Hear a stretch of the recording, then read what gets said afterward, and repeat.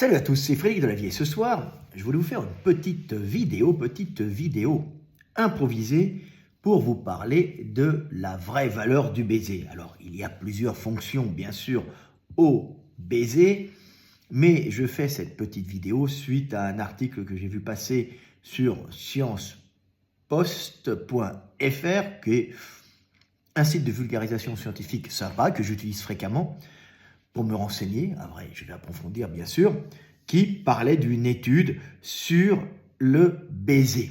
Alors avant de vous parler de cette étude, qui est sympa, mais je vais approfondir avec mes propres recherches, je vais vous lire un petit texte que j'avais écrit et que j'avais passé dans l'éveil des consciences pour que vous compreniez la vraie valeur du baiser, ou en tout cas une des grandes fonctions du baiser qui n'était pas souvent prise en compte par la recherche et qui n'était pas étudiée. Alors, ce n'est pas parce que ce n'est pas étudié qu'il n'y a pas de papier dessus que ce n'est pas juste, puisque quand on étudie les causes et les effets, ce que je vais vous expliquer est 100% juste, sauf que ça n'a pas forcément intéressé les chercheurs ou ils n'en ont pas eu l'idée, alors que c'est plutôt quelque chose d'extrêmement important dans notre espèce.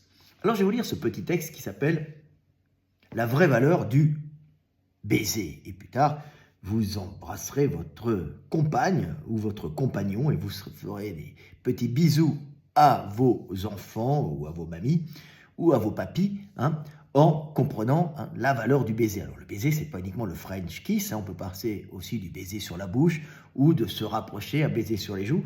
Vous allez comprendre que il y a toujours cette même fonction, même si des fois il n'y a pas échange de salive.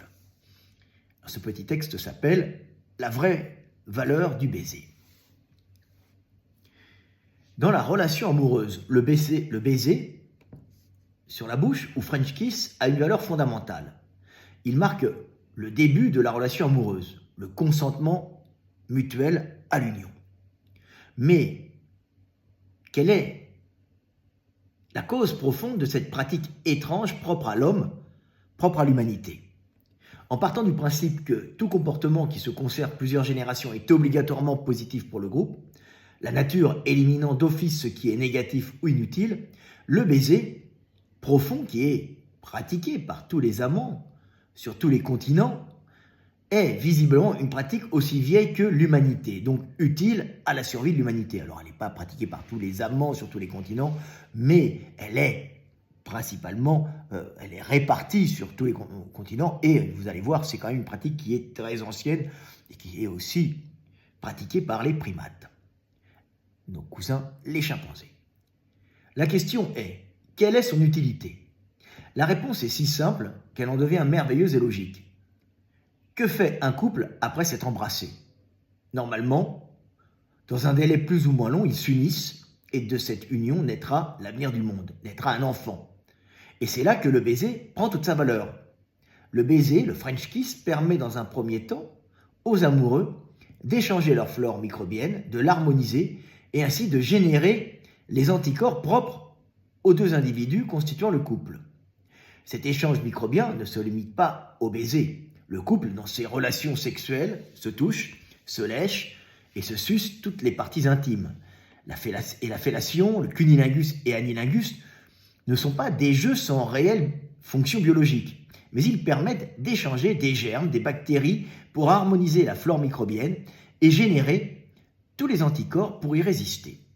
Ces échanges microbiens n'ont qu'une seule fonction: harmoniser la résistance de la mère aux microbes du père, pour, quand elle sera enceinte, transférer au fœtus les anticorps et les résistances aux microbes que porte le père, augmentant ainsi les chances de survie de l'enfant qui sera confronté d'une façon permanente à la présence du père, mais aussi à ses microbes.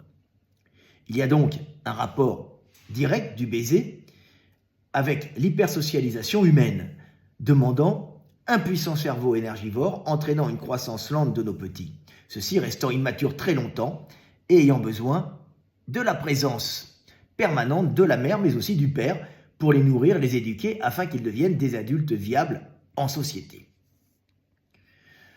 Maintenant que vous savez ça, quand vous verrez au printemps des amoureux enlacés, s'embrasser avec passion, vous saurez qu'inconsciemment, ils ne font que préparer le bébé à sa confrontation microbienne au monde et que notre sexualité si étrange, basée sur des préliminaires de léchage ou des finitions buccales, n'a d'autre cause que l'harmonisation de la flore microbienne des amants. Ceux-ci devant ensuite parfois ensemble s'occuper d'un être immature et fragile qui aura hérité au préalable par cette sexualité si étrange des anticorps à la flore de la flore microbienne de papa et maman. Voilà. Donc c'est très intéressant de comprendre ça. Alors le bébé va bien sûr hériter pas directement de la flore microbienne, en tout cas des anticorps du papa, mais le papa va passer à la maman et la maman passera justement son adaptation aux anticorps du papa au bébé. Donc le bébé sera adapté aux anticorps de la flore bactérienne, de la flore microbienne de la maman dans un premier temps, et aussi du papa puisqu'elle l'aura intégré avant.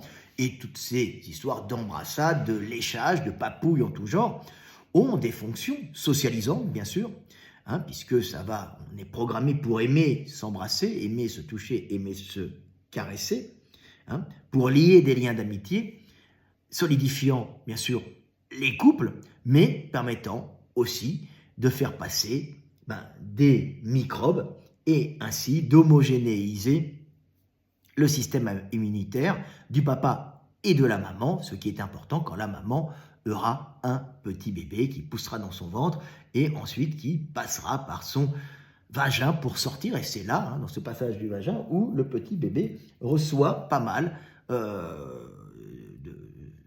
homogénise en tout cas en partie son système immunitaire avec celui de la maman. C'est connu. Alors les enfants qui naissent par césarienne, pas partout, parce qu'il peut y avoir des herpès, des maladies, donc on ne le fait pas tout le temps, mais c'est assez pratiqué. On va prendre dans le vagin de la maman, on va le tapouiller avec un tissu, et on va en mettre un peu sur le nez et la bouche du bébé qui sera né par césarienne, pour lui permettre d'avoir un meilleur système immunitaire, pour l'habituer, en fin de compte, au monde et aux pathogènes, souvent, et en tout cas aux microbes du papa et de la maman. C'est toujours intéressant de comprendre comment fonctionne le monde, et c'est quelque chose de connu puisque les analyses qui ont été faites, les enfants nés par césarienne qui ne sont pas passés dans le vagin de la maman, à ce moment-là, n'ont pas forcément le même système immunitaire, les mêmes réactions qu'un enfant né normalement. Alors césarienne et né normalement, c'est un peu différent. Donc c'est intéressant de le comprendre. Donc là, c'était bien sûr un texte qui est de la vulgarisation, mais de la vulgarisation scientifique avec visiblement quelque chose qui n'avait pas été mis en avant par la science. Alors, ce n'est pas parce qu'il n'y a pas de papier, comme je l'explique, que c'est faux, puisque dans les relations d'effet et de cause, de causalité, c'est inéluctable ce que je vous explique, et c'est obligatoire. Papa embrasse maman, papa baise maman, maman baise papa, ils se touchent, ils se lèchent, ils se transmettent, bien sûr, leurs microbes, et les microbes du papa vont passer dans la maman, les microbes de la maman vont passer dans le papa aussi, par tous ces actes, et quand le petit va naître, il sera, bien sûr, homogénéisé, il sera confronté justement à la flore microbienne de papa et de maman et à leurs anticorps, ce qui est très bien. Donc, ça n'avait pas été calculé, on dit non, j'ai dû discuter avec l'IA un petit moment pour qu'elle arrive à comprendre, parce qu'elle n'est pas interdisciplinaire et elle a tendance à mettre ce qui n'a pas été encore publié dans des revues à comité de lecture comme quelque chose qui est à mettre de côté. Non, c'est juste que ça n'a pas été publié dans des revues à comité de lecture, ne vous inquiétez pas, tout ce qui est publié n'est pas juste. Alors en général, c'est plutôt juste, et tout ce qui n'est pas publié n'est pas forcément faux et pas scientifique. Il faut faire très attention. Donc c'est intéressant de comprendre ça. Alors, je vais vous lire le petit article qui était sympa.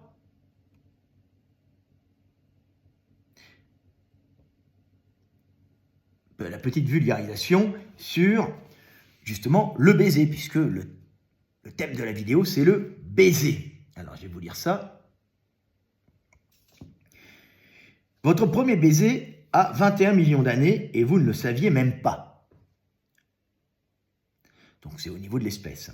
Chaque jour, des millions de personnes s'embrassent, sans se poser la moindre question. Pourtant, ce geste apparemment anodin cache l'une des énigmes les plus fascinantes de notre histoire. Des chercheurs viennent de remonter aux origines de cette pratique universelle, et ce qu'ils ont découvert bouleverse notre compréhension de l'intimité humaine. Un comportement vieux comme nos ancêtres simiesques. Et oui, on le sait très bien, les singes, on les voit, hein, maintenant que vous avez Instagram, TikTok et tous les réseaux sociaux, on voit sur ces réseaux des singes s'embrasser, se faire des papouilles, se mettre la bouche l'une contre l'autre. Alors, ils n'ont pas la même structure, ils sont un peu différents, ils peuvent remonter leurs lèvres, ils ont la mâchoire en avant, mais ils le font souvent, ils peuvent remonter bien leurs lèvres, sortir leurs canines aussi. Un comportement vieux comme nos ancêtres simiesques. L'équipe du docteur Matilda Brindle, biologiste évolutionniste à l'université d'Oxford, a mené la première analyse évolutionniste d'envergure sur le baiser. Leurs conclusions sont stupéfiantes. Le contact des lèvres, tel que nous le connaissons, serait apparu chez un ancêtre disparu des grands singes il y a environ 21 millions d'années, bien avant l'émergence de notre espèce. Voilà. Le chimpanzé et l'homme ont un ancêtre commun à entre 6 et 8 millions d'années. En vérité, c'est à peu près compris, on va dire entre 7 et 8 millions d'années, il y a eu la différenciation, si vous voulez, mais si les espèces ont évolué, il y a quand même eu quelques métissages entre les deux espèces, la branche chimpanzé et la branche qui donnera l'homme, pendant encore 1 million d'années à peu près. Ça ne se fait jamais du jour au lendemain. Alors, pour parvenir à ces résultats, les scientifiques ont d'abord défini précisément ce qu'ils entendaient par baiser. Un contact bouche à bouche, non agressif, sans échange de nourriture. Ils ont ensuite compilé toutes les observations disponibles sur ce comportement chez nos cousins primates actuels, notamment les chimpanzés, les bonobos et les orang-outans. Ces données ont été intégrées dans l'arbre phylogénétique des primates pour reconstituer l'histoire évolutive de cette pratique. Une rigueur scientifique remarquable. La méthodologie employée impressionnante par la robustesse. Les chercheurs ont utilisé des modélisations statistiques sophistiquées pour simuler des milliers de trajectoires évolutives possibles. L'analyse complète a été répétée 10 millions de fois afin de garantir la fiabilité des conclusions. Alors, 10 millions de fois, vous imaginez que ce n'est pas les chercheurs qui l'ont fait 10 millions de fois, c'est une IA interne qui l'a fait, bien sûr, pour nos amis les chercheurs. Cette approche novatrice permet d'étudier des comportements qui, contrairement aux os et aux dents, ne laissent aucun fossile. Alors, je répète encore, quand c'est fait 10 millions de fois, ça se fait en pas longtemps, puisque ce sont des IA qui traitent des données et ça se fait en quelques minutes. Voilà. Le professeur Stuart West, co-auteur de l'étude, souligne l'importance de cette méthode. Elle ouvre la voie à l'exploration de nombreux autres comportements sociaux chez les espèces disparues. Les scientifiques ont également relevé des indices suggérant que nos ancêtres plus proches, comme les Néandertaliens, pratiquaient probablement le baiser, le partage de microbes buccaux entre Homo sapiens et Néandertaliens, détectés dans des études antérieures, pourraient témoigner de ce transfert de salive. Voilà, ils ont découvert des microbes qui étaient communs à certains moments aux deux espèces, donc qui étaient communs chez les Néandertaliens. Ils l'ont sûrement découvert dans le tartre des dents qui a été analysé. Il ne faut pas être le premier de la classe pour le comprendre. Bon, il faut juste avoir un peu étudié la paléontologie pour savoir que ça doit être dans le tartre qu'ils ont étudié ça. Étudier du tartre, bien sûr, sur les dents, sur le reste fossile des Néandertaliens et des sapiens. Et ils sont aperçus qu'à un certain moment, sapiens dans son tartre avait sûrement des restes de microbes buccaux, sapiens, de Néandertal, de la faune classique de ce coin-là. Donc c'est intéressant à comprendre. Le mystère de son utilité persiste. Et moi, je vous expliquais une partie, bien sûr, de la valeur du baiser. Il en a plusieurs. Malgré ces avancées, une question fondamentale demeure sans réponse. Pourquoi le baiser a-t-il évolué et persisté pendant des millions d'années? Comme je vous dis, rien qui ne se conserve plusieurs générations est inutile. D'un point de vue strictement utilitaire, ce comportement ne présente aucun avantage reproductif ou de survie évidente. Et c'est là où les mecs n'ont pas étudié, comme moi, et n'ont pas compris comment comment le baiser avait un avantage d'homogénéisation des flores bactériennes, des flores microbiennes, pour pouvoir permettre au bébé d'être en partie protégé. Pire encore, il comporte des risques sanitaires non négligeables en facilitant la transmission des maladies. Ben oui, ils vous le disent, en facilitant la transmission des maladies, mais en homogénéisant aussi les individus qui s'embrassent avec des anticorps communs, des résistances communes pour les passer aux petits bébés. Ben, ils ne l'ont pas vu, j'y peux rien moi. Tout le monde n'a pas un QI extrêmement élevé comme moi. Alors oui, c'est vrai que j'ai un QI extrêmement élevé, pas partout. Intelligence sociale 90, même moi, mais on suppose que je fais exprès. Alors, l'une des hypothèses avancées relie le baiser à une forme ancienne de toilettage observée chez les singes. Ce comportement qui nécessite intimité et confiance mutuelle, oui, bien sûr, en plus, se serait progressivement transformé en un moyen d'exprimer diverses formes d'affection familiale, amicale, romantique et sexuelle. Entre biologie et culture, la dimension culturelle du baiser complexifie encore davantage le tableau. Une étude anthropologique menée en 2015 sur 168 cultures à travers le monde a révélé que seulement 46% d'entre elles pratiquent le baiser sur les lèvres. Ce constat soulève une interrogation passionnante. Le baiser est-il un comportement inné, inscrit dans notre patrimoine génétique, ou une invention culturelle qui s'est répandue de manière inégale à travers les sociétés humaines? Alors si on pose les études un peu plus loin, on s'aperçoit que souvent le baiser est plus commun aux cultures du Nord, évidemment, puisque les habits couvrant le corps entier, au Nord, quand il fait froid, les contacts physiques ont du mal à se faire, et l'amitié, par le rapprochement, peut se marquer plus facilement par les zones découvertes, qui est le visage, donc baiser.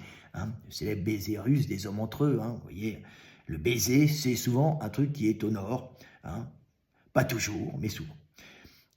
Catherine Talbot, co-auteure de l'étude et professeure au Florida Institute of Technology, insiste sur cette dualité. Bien que le baiser possède probablement des racines évolutives profondes, son expression reste profondément influencée par les normes sociales et les conventions culturelles propres à chaque société. Cette recherche, publiée dans la revue Evolution and Human Behavior, elle est sympa, il y a pas mal de trucs bien dedans, ne clôt pas le débat. Elle ouvre au contraire de nouvelles pistes de réflexion sur la manière dont nos comportements les plus intimes résultent d'un entrelacement complexe entre héritage biologique et construction culturelle. Alors on voit qu'il est multifactoriel,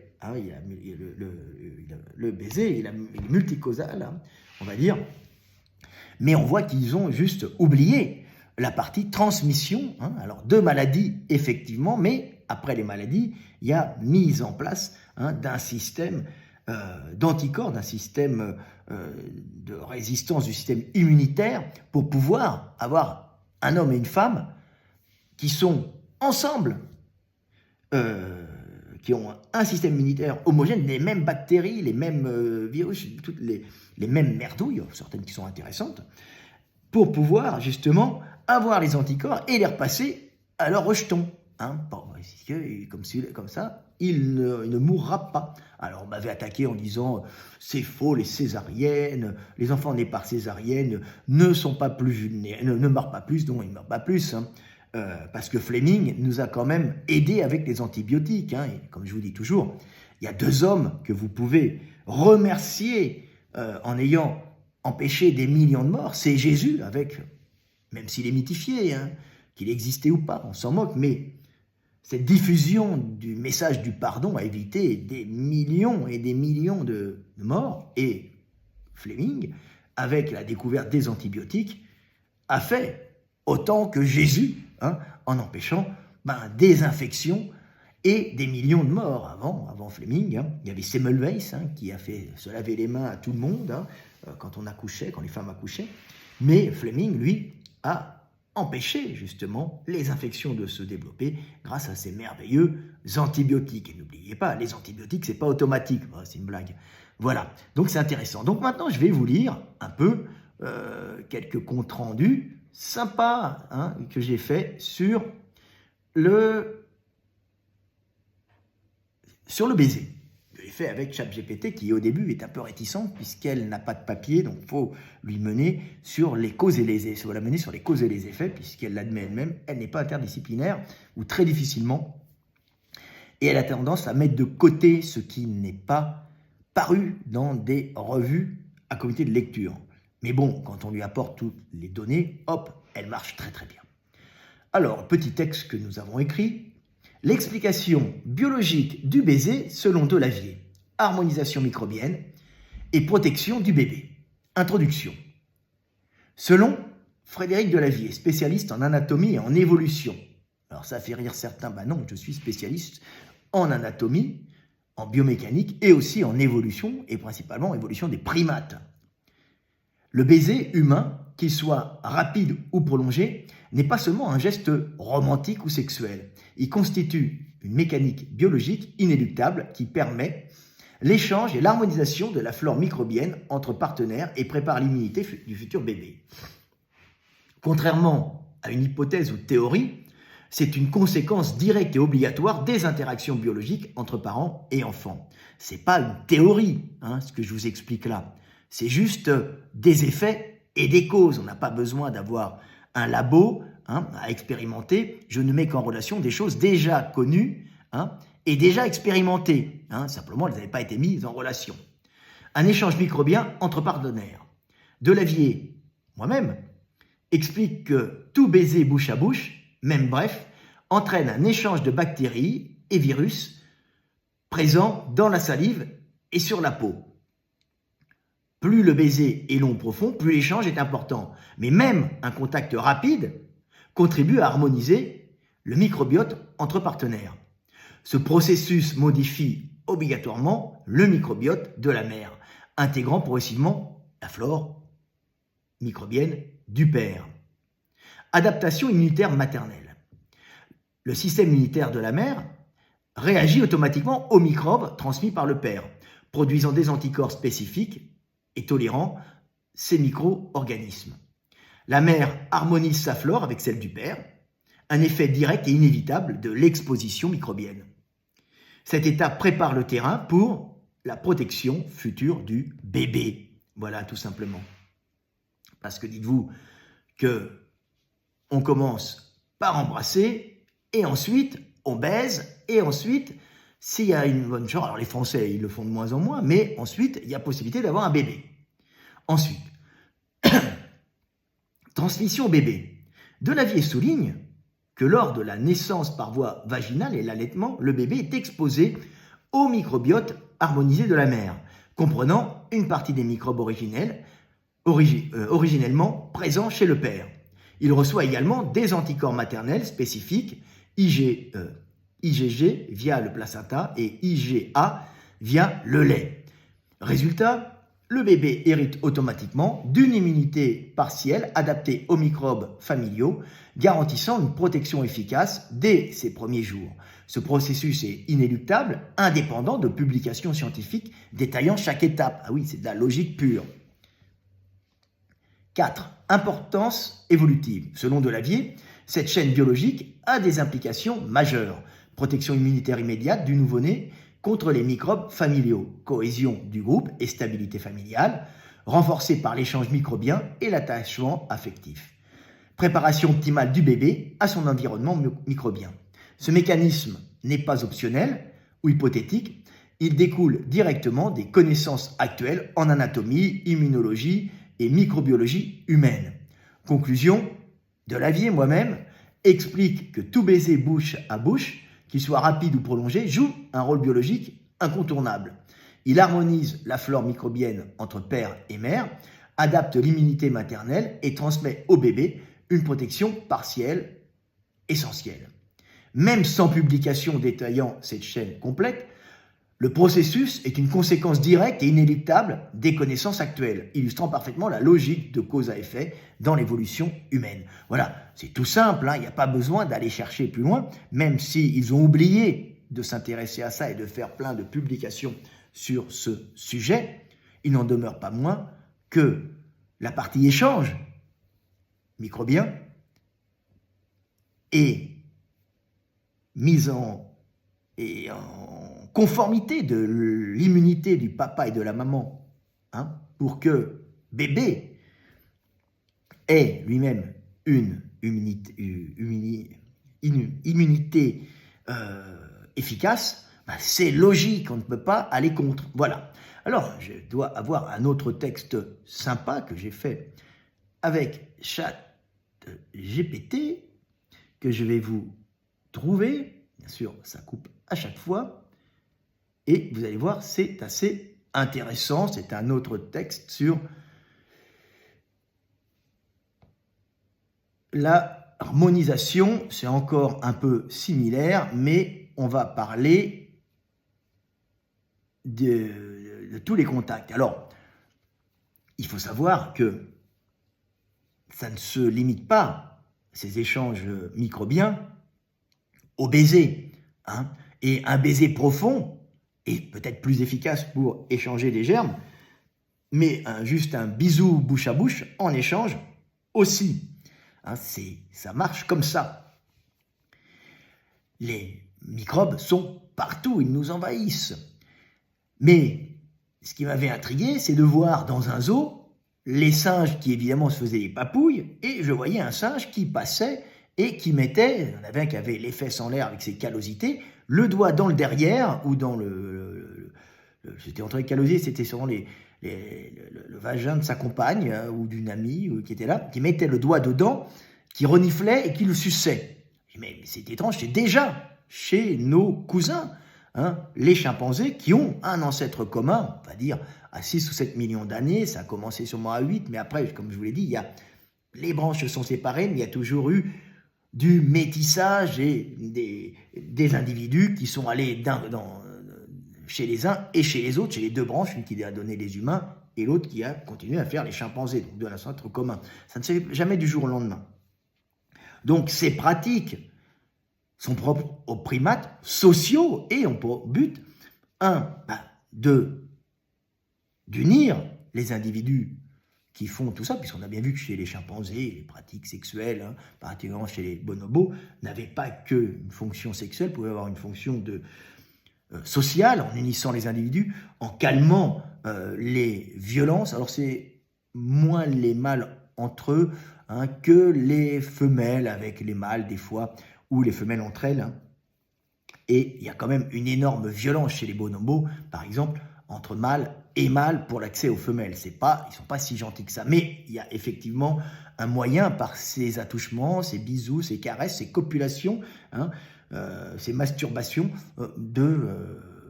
d'union sociale. On voit même chez les petits macaques, hein, ils se voient, ils se sucent tous, ils s'embrassent, ils se font des bisous. On les voit hein, sur Instagram. Hein. Ils se sucent le pénis, ils se lèchent les orifices, tous ensemble. On est des primates quelque part, et ça a comme fonction, bien sûr, d'unir les individus hein, dans certaines activités qui peuvent faire plaisir, mais aussi d'échanger, bien sûr, des microbes pour homogénéiser les systèmes immunitaires du groupe, hein, avant d'homogénéiser le groupe, puisque les mâles ne s'occupent pas des petits chez ces espèces, même chez les chimpanzés, il n'y a pas de mâle qui s'occupe réellement des petits, c'est les femelles toutes seules, mais le groupe, tout ensemble, n'arrête pas d'avoir des interactions sociales, donc il faut quand même passer ces microbes, hein, on va dire, pour pouvoir homogénéiser les systèmes immunitaires. Chez les humains, c'est quand même différent, puisque on a des bébés à croissance très lente, avec de gros cerveaux qui ont besoin d'une vie entière d'enfants pour emmagasiner dans leur grosse cervelle énormément de données pour en faire des adultes viables, hein, qui pourront s'intégrer dans le milieu, dans leur groupe, et être utiles, et pouvoir se reproduire et transmettre les gènes, leurs gènes, ceux de la personne avec qui ils vont s'unir, et ceux du groupe, bien sûr, puisqu'une partie de leurs gènes, hein, puisqu'une partie des gènes du groupe est contenue dans les gènes de ces individus qui s'unissent et qui font des bébés. Donc c'est toujours comme ça. Donc c'est très intéressant de comprendre. Mais chez l'humain, le papa reste très longtemps à côté de la maman pour aider justement à la formation de ce petit, et ce petit sera confronté assez longtemps au papa et à sa flore microbienne, donc il y a intérêt d'avoir déjà une mise en conformité générale de ces systèmes immunitaires, papa, maman, bébé, puisque l'ensemble va rester ensemble très longtemps, dans un foyer chaud ou pas, hein, mais ils vont rester ensemble. C'est la particularité des humains. Les autres singes ne pratiquent absolument pas ça. Hein. Ils vivent dans des groupes, mais le papa n'est pas près de la maman, il en a rien à foutre. Hein. Après avoir fécondé la maman pendant ces périodes d'oestrus, c'est-à-dire au moment où elle est fécondable, elle a son ovulation et elle peut être fécondée, le papa s'en retourne chez les autres singes et n'en a rien à cirer. Chez nous, c'est différent, il y a un attachement pour nourrir un petit à croissance et sa maman qui est 100% dans l'éducation du petit, donc souvent l'homme va chercher de la nourriture, la femelle en cherche un peu, la femme en cherche un peu, mais il y a une collaboration mâle-femelle pour pouvoir justement faire croître et faire vivre ce petit à croissance lente et à gros cerveau. Donc je vais vous lire ce dernier petit texte sur la théorie de l'harmonisation immunitaire parentale, une approche biologique et évolutive. Résumé. Chez l'humain, le bébé se distingue par une croissance lente et un gros cerveau, nécessitant une dépendance prolongée à la présence simultanée du père et de la mère. Cette situation particulière impose une protection immunitaire spécifique contre les microbes du père, que le bébé partage dans son environnement familial. La théorie de l'harmonisation immunitaire parentale, inspirée des travaux de Lavier, propose que certains comportements intimes du couple, baisers, contacts orogénitaux et oro-anaux, facilitent l'échange de microbiotes entre partenaires, harmonisant le système immunitaire de la mère et contribuant indirectement à la protection immunitaire du bébé. Cette hypothèse est cohérente avec la biologie humaine et l'observation des grands primates sociaux. Contexte biologique et immunologique. Le microbiote humain, buccal, cutané, intestinal, génital, est une interface clé avec le système immunitaire. L'exposition répétée aux microbes d'un partenaire stimule la production d'anticorps spécifiques chez la mère, adapte la mère à l'environnement microbien partagé, prépare indirectement l'enfant à cet environnement. La transmission maternelle d'anticorps se fait par le placenta, IgG, pendant la gestation, le lait maternel, IgA, après la naissance. Ainsi, l'enfant bénéficie d'une immunité passive ciblée contre les microbes présents dans le foyer, donc ceux du père. Rôle immunologique des comportements intimes. Les comportements intimes tels que le baiser, les contacts orogénitaux, cunilingus, fellation, les contacts oro-anaux, anilingus, favorisent un échange microbien significatif entre partenaires.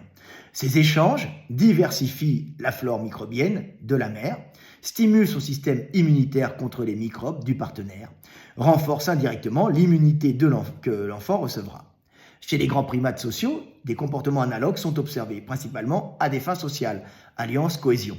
Ils peuvent également générer des échanges microbiens favorables à l'immunité des jeunes. 3. Spécificité humaine, croissance lente et gros cerveau. Comparé aux autres primates, le bébé humain reste dépendant pendant des années. Il a un gros cerveau énergivore, il nécessite la présence continue du père et de la mère, non seulement pour la protection et la nutrition, mais aussi pour l'apprentissage et le développement cognitif. Cette dépendance prolonge l'exposition aux microbes du père et rend cruciale la protection immunitaire spécifique fournie par la mère après adaptation à la flore du père. Chaîne microbiologique, père, mère, enfant. La théorie peut se résumer ainsi. Transmission microbienne du père à la mère via le baiser et autres contacts intimes. Réponse immunitaire maternelle, production d'anticorps ciblés. Transmission des anticorps au bébé via placenta et lait maternel. Résultat, le bébé bénéficie d'une immunité passive contre les microbes du couple, améliorant sa survie dans un environnement réel. Bon, maintenant, il y a les antibiotiques, mais à l'époque, il n'y avait pas. Perspective évolutive, cette logique suggère que les comportements intimes du couple n'ont pas seulement une fonction sociale et reproductive, ils ont également un rôle indirectement adaptatif, harmoniser le microbiote parental pour préparer le bébé à son environnement microbien. La lente maturation et le gros cerveau humain ont probablement sélectionné cette stratégie car elle augmente la survie et le développement optimal du nourrisson. Conclusion 6.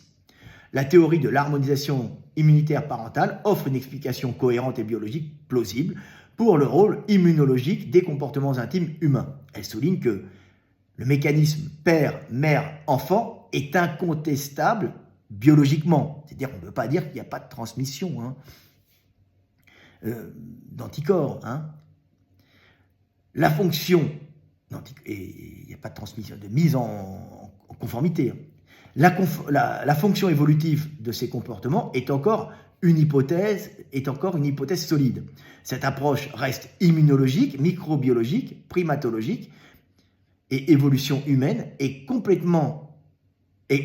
notre compréhension des stratégies parentales chez l'homme. Voilà, c'était juste pour vous expliquer un peu plus précisément le rôle du baiser, mais aussi le rôle de la fellation, du cunnilingus et de l'aninlingus. Et quand vous regarderez des films porno et que vous verrez ces actions-là, qui sont souvent sélectionnées et aimées, vous comprendrez qu'elles ont des rôles biologiques, puisqu'elles peuvent paraître un peu bizarres, puisqu'elles ne mènent pas forcément à la reproduction, mais elles mènent à une mise en conformité de l'immunité des partenaires. Alors évidemment, à certains moments, si on a des relations sexuelles avec plein d'individus différents, on risque de choper des maladies graves. Ce n'est pas le but non plus.